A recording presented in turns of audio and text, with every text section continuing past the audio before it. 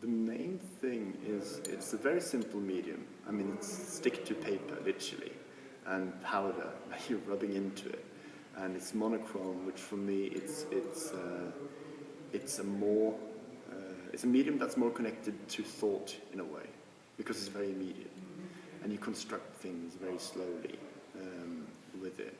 You can't cover an area very quickly, which means that you have to think, you have to be present, like with every inch that you're covering.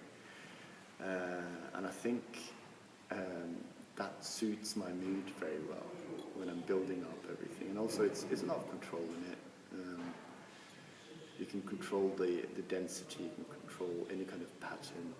It's also very vulnerable. I mean, working on the paper, I mean, I've broken pencil tips into the paper and created scars. And they're there. I mean, you can't remove them. And I think that kind of combination of control yet vulnerability is very appealing. And when you paint, it seems like a huge jump into this kind of realm of color and shapes and everything, but it ultimately comes down to shade, I think, like hue, you know, how strong is the pigment, how dark is it, and whether it's red or green, you know, it's a matter of another kind of strength, another kind of contrast, really. So you're just applying the rules that you've used in drawing all these years to color, and somehow it just slots into place. I mean, you know what you like. But it is a challenge. It's always a challenge, and sometimes with painting you have it's very forgiving. I mean, you paint over if you're not happy, and I do that, you know, frequently. I paint the background and I see later that this is just too much color, or this is too weak, or you know, this is too cold, warm, etc. And then it's a matter of changing. I thought it was a challenge in terms of material, because the surface of paint, especially acrylics, is very matte. And I mean, pencil is never glossy, really. It's shiny, you know. It's not like glossy paint where you're looking at the layers and it looks velvety.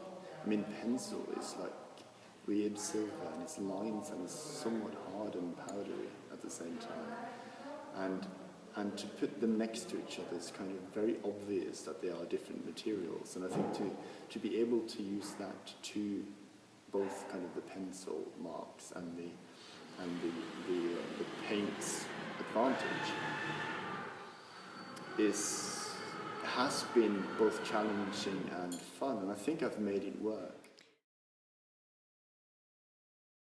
Storytelling is something that comes to us naturally. I mean, no matter what you look at, you make a story. But I think the stage, the theatre, where it's kind of grander and more epic, yet kind of intimate at the same time,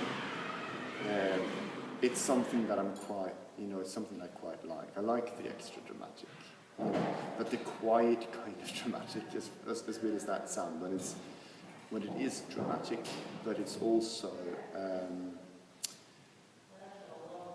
not kind of obscene. You know? I think sensitivity is very important. You know, no matter how grand you make it, I think it's important to remain subtle in a way, so that you're not forgetting about the small. I mean, it's not about details either. It can be shades, it can be kind of like nuances within it, so that if you have a very strong color, you place something within the picture that's a step or two below it, but not weak, you know, something that's fairly close to it, because that creates that careful balance between something that is one way and something that's kind of close to it, but not quite the same. It can be very subtle. And I think that's something that repeats itself quite often in my work.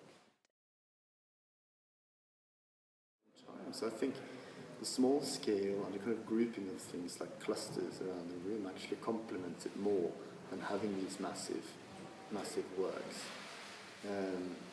which surprised me, because I thought it would be the other way around. That you would drown but it actually crystallizes things very well. And there's a rhythm to the room, I think, that's repeated in the clusters. And I think that's incredibly interesting. So you visit a series instead of a work, and you can immerse yourself within the series. Very similar to how I actually work and why I don't tire of making work after work after work. The fact that I get these little breaks between series, and I kind of compartmentalize them, put every series in its place, and that's kind of like a big work in its own right. So that my works are kind of in the vertical realm on the walls, and kind of the kind of 2D vertical realm, and then there's something actually filling that niche, that is, you know, the floor realm, you know, where nobody looks normally, but there's things there now, and I think there's a great balance between the two languages and the two kind of dialogues running parallel, and I'm quite surprised how well it actually works. In terms of the topics that I'm working with, it's obviously got to do with sense of reality, you know, world image, and how we see the world around us.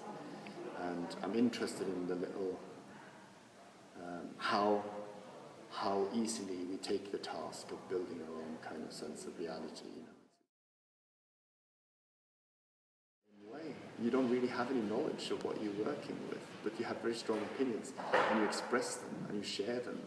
And somebody comes and then they kind of have opinions about your painted opinions again, and I think this is very interesting.